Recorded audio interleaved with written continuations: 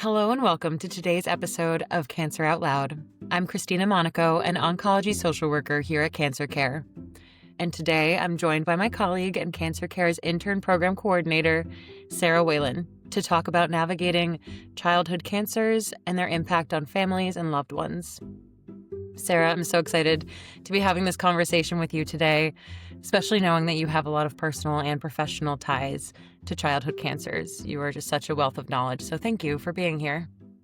Thank you for having me. I'm really excited to have my podcast debut on this topic. Like you said, my work in pediatric cancer is both professional and personal. As a teenager, I did experience the loss of a dear family friend to ependymoma, which is a rare cancer of the brain and spine. And truly that loss has guided me in almost every decision since I've made since then. I went to Penn State, where I was an active member in the dance marathon and raised money for Four Diamonds Foundation. And then I was able to build just beautiful relationships with those families through my time there. And then obviously now here I am at CancerCare as an oncology social worker. And I have had experience in my years here working with kids diagnosed as well as their caregivers. So this is a topic that's super close to my heart and one that, is really important to talk about. So I'm happy to be here. Great. Well, thank you so much. And thank you for sharing that. I know that it touches so many people, especially our listeners who, listening to an oncology social worker, think it's really so separate. You're getting the professional perspective, but also it is so personal and it touches so many more people than we know. But having that insight of both experiencing it personally and then coming in the professional realm, what are some of the themes that you touch on in your work, and what are some things that you wish people knew more about childhood cancers and that experience? Yeah, I think even before we kind of get to that, I want to acknowledge that, the childhood cancer umbrella goes from birth to 17, which is such a huge gap, right? When you think about it, there's a wide range of those developmental stages. The experience of a toddler is going to be very different of that of a teenager. And I think that that's why sometimes it's so hard to talk about because not one case is the same. And we see that in cancer in general, but I think especially in childhood cancers, you might have a toddler that has no concept of what's happening to them, but then you have a 17-year-old or an 18-year-old that is trying to figure out independence, their own identity, and then they get sick with this life-changing illness. And there's just so much happening that I think it's hard to touch on. It would be a shame to touch on childhood cancer and focus on just the kids, where preteens and teenagers are also so impacted. And I really wanted to address that kind of before we get into it, because I noticed that a lot of the times when you think kids with cancer, you think of the precious little toddlers and all of that. And then sometimes those teenagers get lost in the shuffle. And again, it's so hard to talk about any one experience. There's different socioeconomic backgrounds, different diagnoses, different cultural backgrounds that can really all impact one child and one family experience. So I think and I will get to your question, but when addressing it, I think it's important to in spite of all of those differences, that there can be very strong similarities. It just may look different per each family. And I just think it's important to acknowledge that before moving on, because I think each story, no one is the same, but they all deserve to be honored in their own way.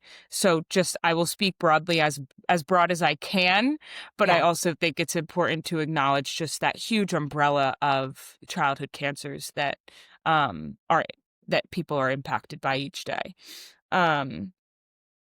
No, just to jump in for a second, that is just such a great distinction to really bring to mind. There are so many factors that play into this. So age is a big one. We talk about childhood cancers, like you said, it's not just everything falls into this one category, but that also kind of speaks to then the individual resilience of a kid, and even more so than the impact of their family. The impact of family members is going to be really different for a 17-year-old than it's going to be for a 6-year-old, and especially a 2-year-old. So yeah, I'll let you answer that question, but I do just appreciate you adding that. Yeah, absolutely. And I mean, like I said, the impact is so profound because it goes against nature almost to have a sick kid and to potentially lose a sick child, that it's really hard to put words into the impact of it. I think some of the things that I see professionally in my work, like emotionally, obviously these parents are feeling like a large amount of fear, sometimes even guilt, like, could I have caught this earlier? Could I have done something to prevent it? And then a lot of helplessness as well, right? As a parent, you think your job is to protect your kid, right? And to keep them safe. And they may not have been able to protect them from this. So that helplessness is almost gut wrenching, right?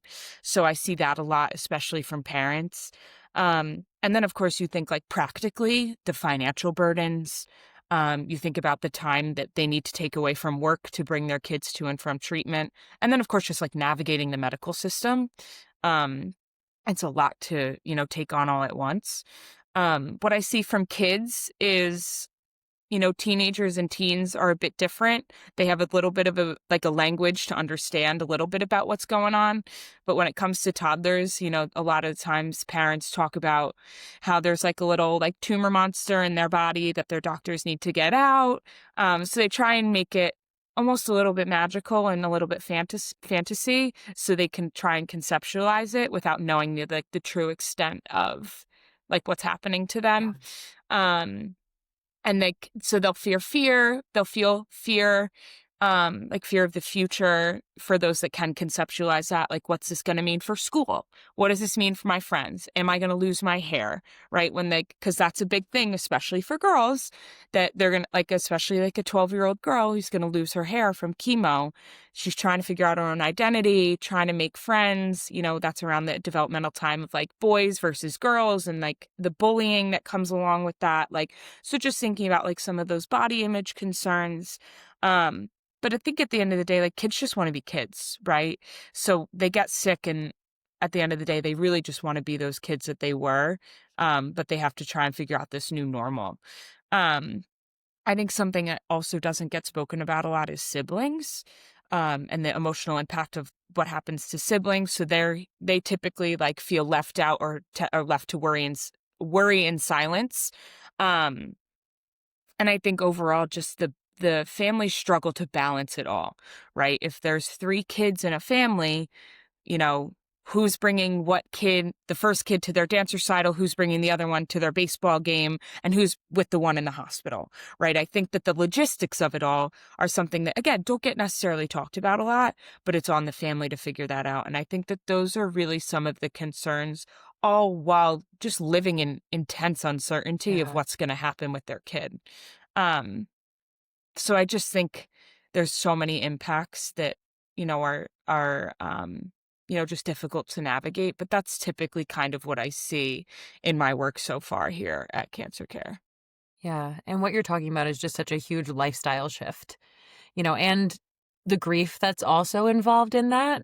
There are elements of grief along the way of as a parent, you have a vision for what your life is going to look like with your kid. And now that vision is totally upended. Your life is going to look completely different. And then those pieces all fall into place, like the helplessness, all these things that you touched on.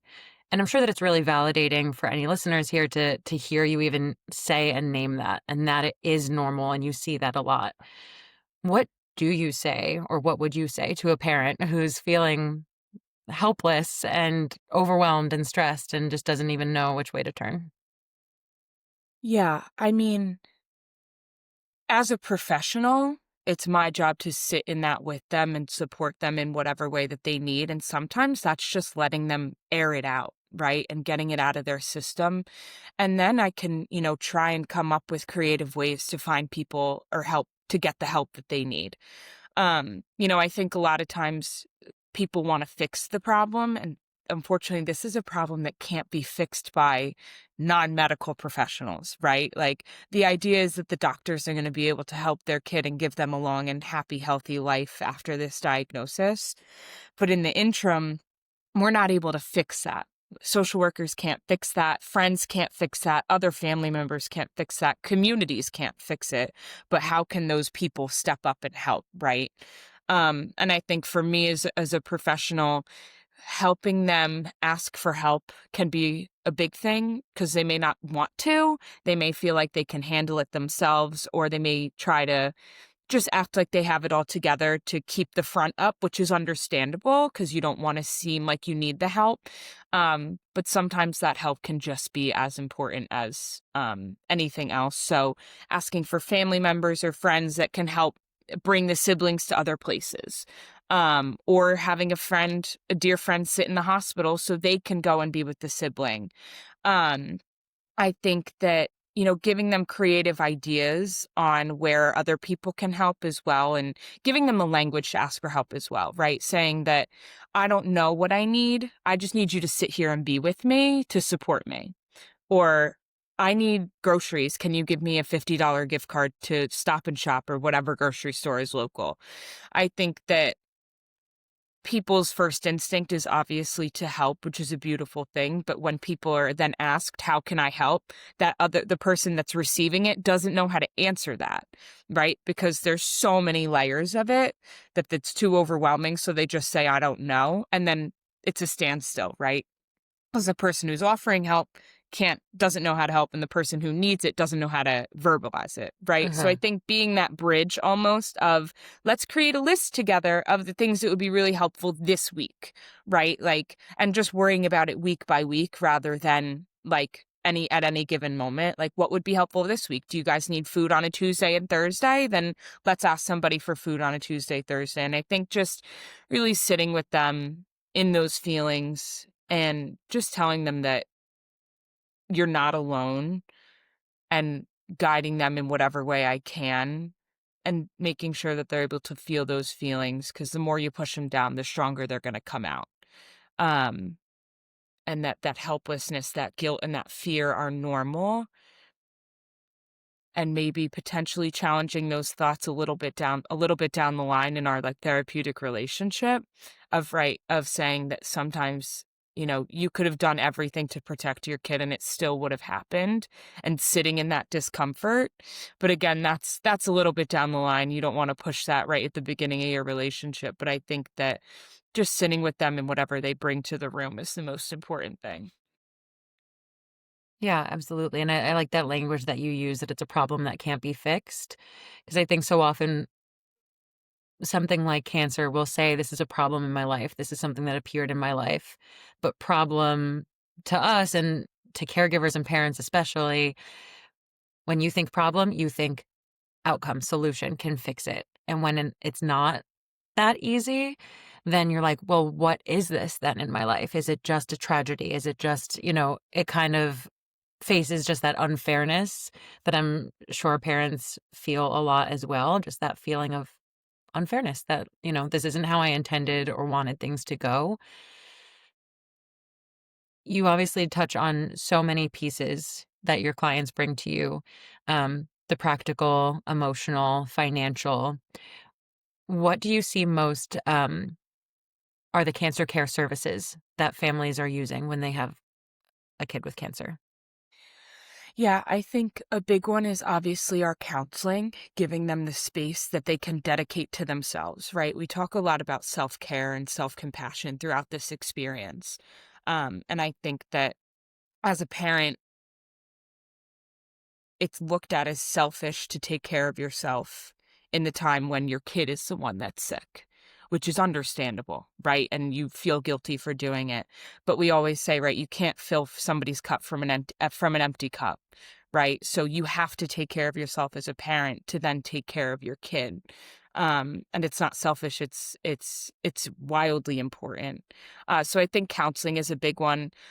Support groups and connecting with other parents, and even just the kids, right? Like sometimes kids just want to feel normal and feel like they can talk to other kids that are sick. Like that can really help with morale. They can, make each other laugh and treat each other like normal kids. Whereas if they went back to school, the other kids are going to look at them as other. But if they're with a group of other kids with cancer, they can just feel like themselves and do what they want to do with those kids. And that can be really special.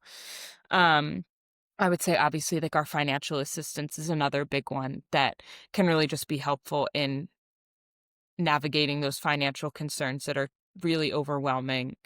Um, we also have camp, like our Healing Hearts camp, where if they, God forbid, lose their child, they can, go and connect with other families experiencing that deep grief.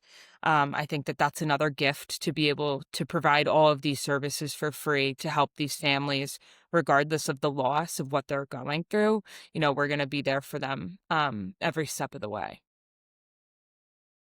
That's really amazing, and so much of what you're saying is just that community aspect and really knowing that somebody else is there with you, who's really in tune with you, and obviously the work that you do is just so amazing. I can only imagine how the families love you, and having that space just to exist and just to be in this hard part of life is really so important. We've spoken a bit about families now. I wanna shift gears back to the kids Yeah. themselves.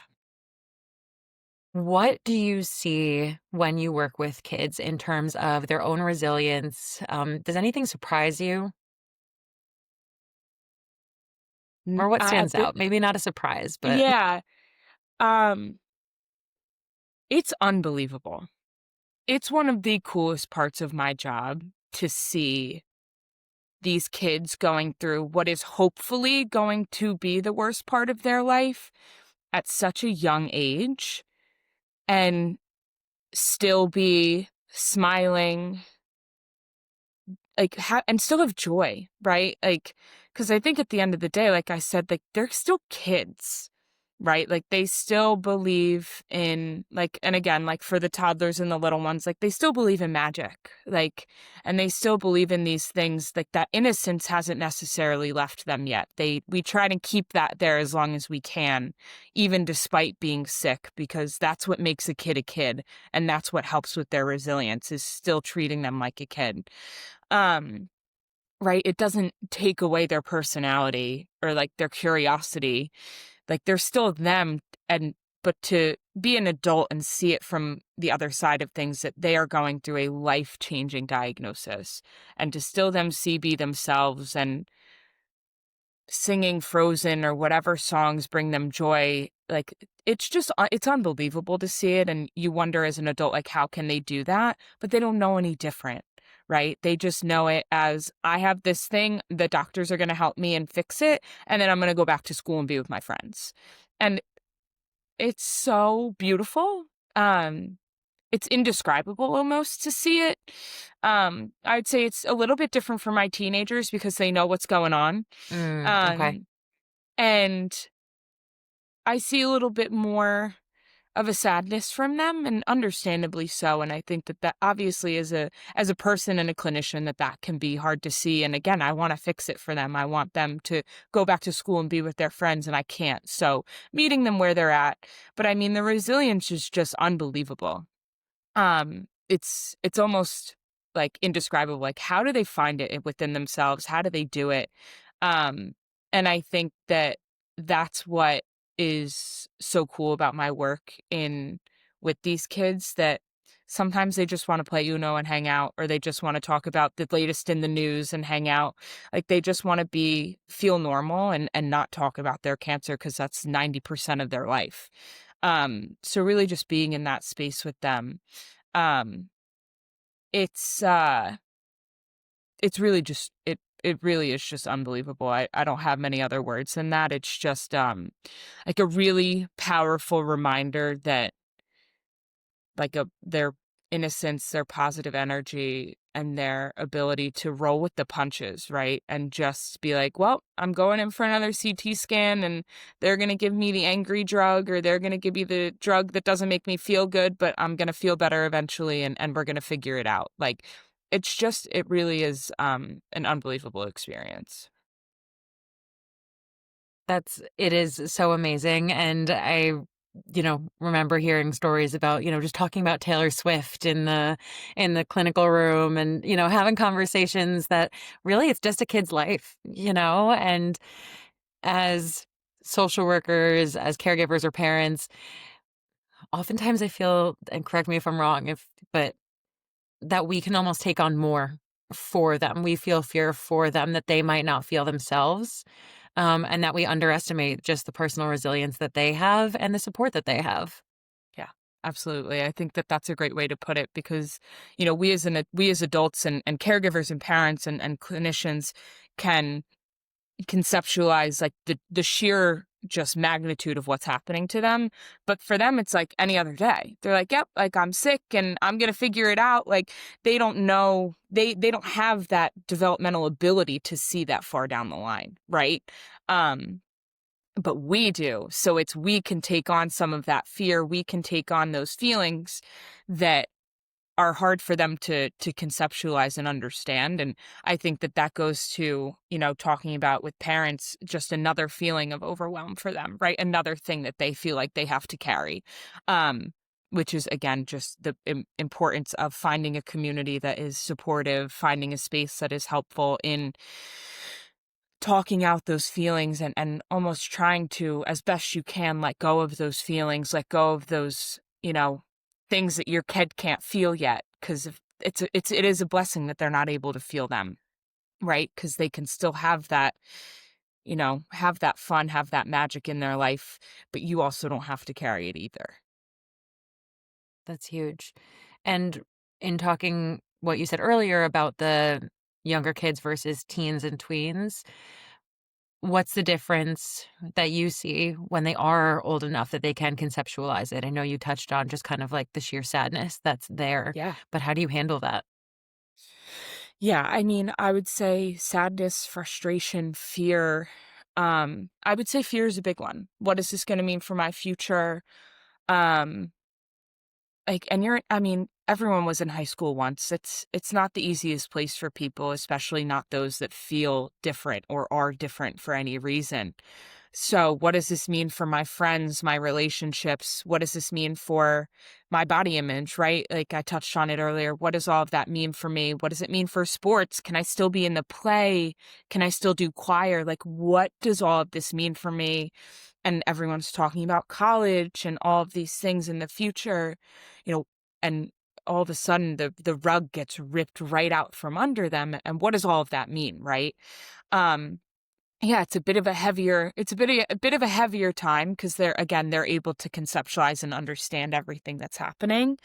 Um, and again, it's about sitting with them and fleshing all of it out. What are your fears? What is within your control versus out of your control? How can you communicate with your friends about what you need? How can you communicate with your family about what you need? Um, how can your school help you? Like, can they bring your homework home so you can still feel like you can get things done if you're not feeling well? What does that mean? Like, homework wise, again, there's so many things that go like, can you do things virtually? Like, can you join a virtual choir? Can you see shows online that you may not be able to see in person because your immune system's low, right? Like, really just trying to get creative and still trying to get them as connected as possible. And again, using the resources that most children's hospitals have, right? Like, child life specialists are a huge support to them. Music therapists, animal therapy, right? Using dogs and cats as places for joy. Um, and like nurses, anyone that has a connection with the kid has an ability to help them, or a tween or a preteen or a teenager. Anyone that has contact with them can support them in some way. It's just about, fleshing it out and asking them what they really need at any given moment and supporting them through that and coming up with creative ideas to help them stay as connected as possible. But again, like I said, sometimes there's just no fixing it. Yeah.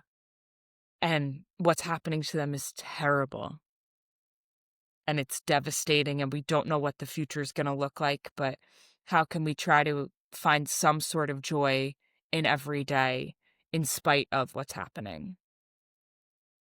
Yeah. And so much of what you're saying, it sounds like it comes down to belonging and that the fear and uncertainty will be there. How can we work through it, metabolize it, and match it with a feeling of belonging that we can still maintain despite all of these things that are happening? And what you said about, finding creative ways to do that, huge. Great advice. That's such a good thought. And what would you say to people outside of the immediate family? How can they help to support families where there's childhood cancer, or how can they help to foster belonging?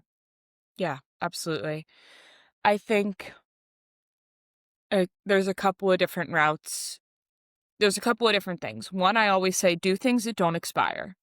So, gas cards, like when you think about financials, if you have the ability to contribute financially, do things that don't expire. Gas cards, grocery gift cards, tabs at restaurants that that they love and can go and pick up a sandwich for lunch. Um, so because sometimes the people's immediate instinct is to just cook, right? And then they're overwhelmed with food that they're not going to eat. It's going to go bad. Then they feel guilty, and it's a cycle. It's a vicious cycle, right? So do things that don't expire. Freezer meals can be a good idea as well. Like be like, "Hey, this is lasagna heated up for 40 minutes in 400 degrees. And again, it can stay in the fridge for a while. But Love it. anyway, things that don't expire is a big one. Um, I would say as best you can, also treating them like they were before, because they're still those people, right? They're still your family. They're still your best friends. They're still in the community. They just have this heavy layer of things going on outside of them. Sometimes all those families want to do is feel normal. They want to talk about the latest drama in the town. They want to go out for dinner and feel like they don't have the eyes staring at them all the time. Just treating them like they're normal people, but then, just again, not trying to fix everything because that can't be fixed, right? And saying, you know, I know that Jimmy and Timmy are on the same baseball team. I'll pick up Timmy for the next week and bring him to baseball so you don't have to worry about it.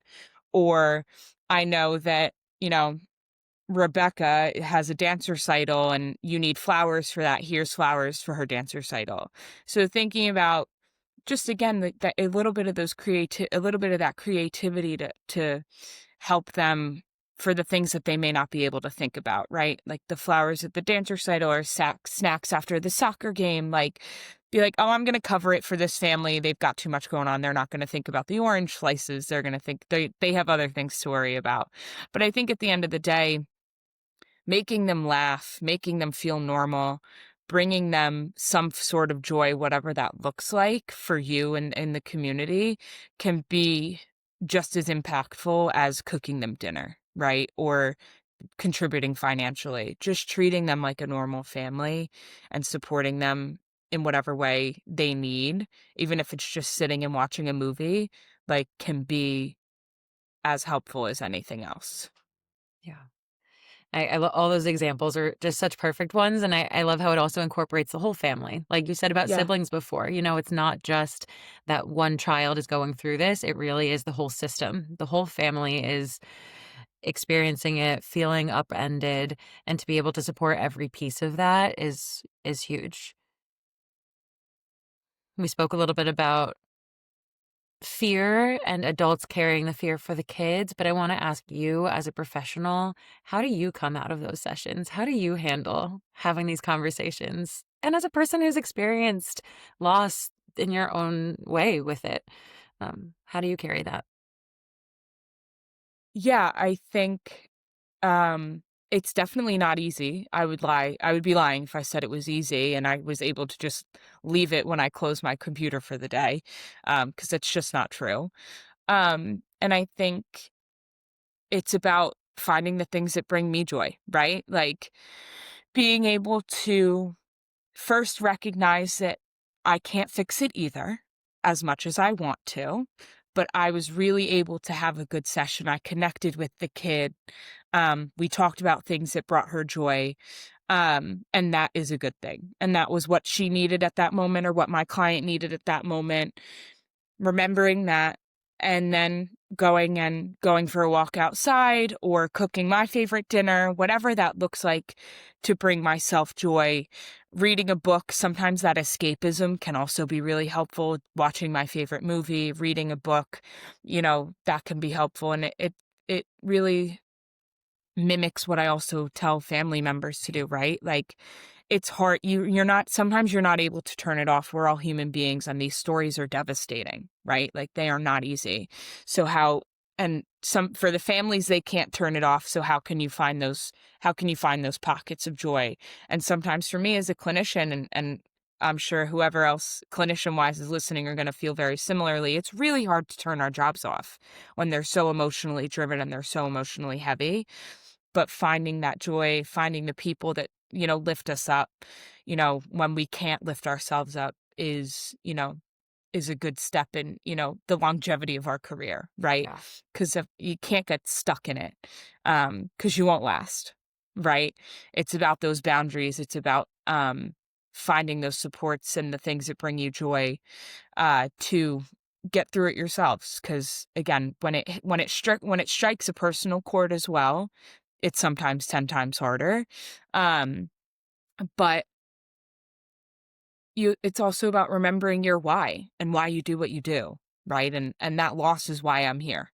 That family and that relationship and my friendship with those people are why I'm here today. And how beautiful is it that I can say that and that I can then help people and families in similar positions in a different capacity, because I'm not able to do what I did as a teenager in a different capacity as a professional, but it's a beautiful thing that I can carry on my loved one's legacy through the work that I do with these other families.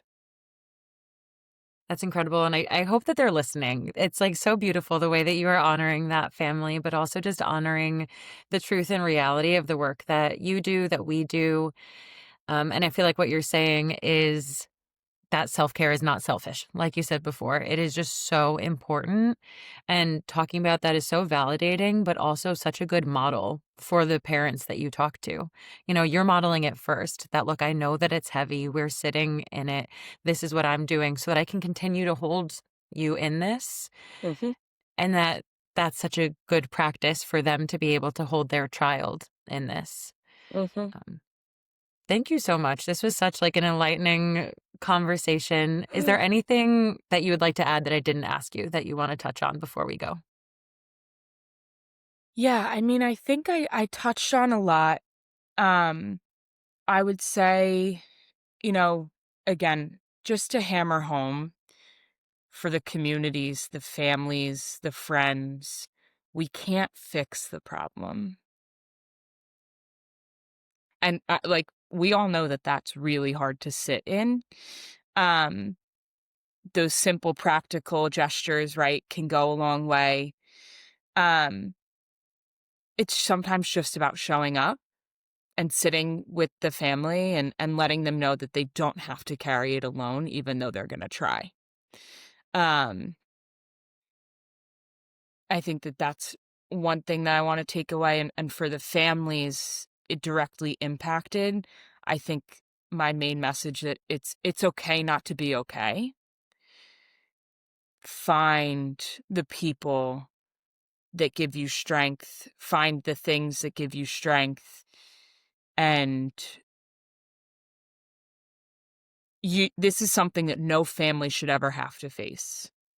There's the statistic, and it could be outdated, but it's 46 families a day hear your kid has cancer.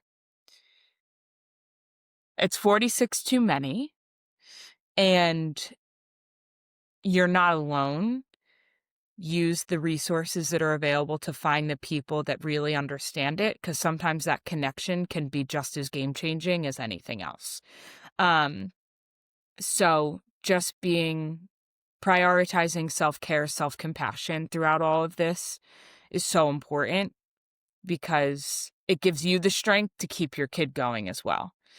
Um, and again, it's something that no parent should ever have to face, the diagnosis. And, like I said, if the loss does happen, it's okay not to be okay. It's the most like profoundly unnatural thing that any human can go through. But there's such resilience in these families and a strength that they didn't even know that they had that will come. You just may not be able to see it yet. Wow, that's really powerful. And that balance, what you're saying, of getting comfortable in the unnatural, the uncomfortable, the painful, and also finding those moments of joy and hope because they are there. And when you have such a stark contrast, I say this often, the silver lining is silver because the cloud is gray. It's not to say that the cloud isn't super gray. This is a really, really hard awful thing to go through. And there are glimmers in there of seeing your kid have this resilience, seeing them continue to play with friends, or even in their worst moments, just being able to smile. Those are moments that are really beautiful. And when you have that contrast of deeply heavy and painful and still just normal, finding a moment of Yeah. normal in there is really, really powerful. Yeah. Thank you, Sarah. I Thank appreciate having you you. on. And for the listeners out there, just going to plug one more time, we do have services to support families. So you can find us on our website, cancercare.org, or call us 1-800-813-4673. And we're here. We're here to listen. We're here to help support you and guide as much as we possibly can. So thank you so That's much. it.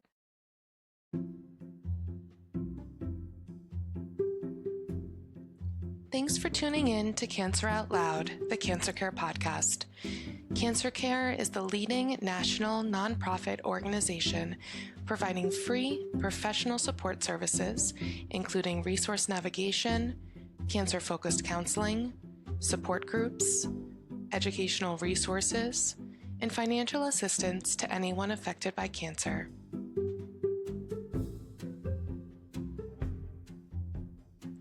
You can visit us online at cancercare.org or call our toll-free Hope line at 800-813-HOPE. That's 800-813-4673 to speak with a master's prepared oncology social worker.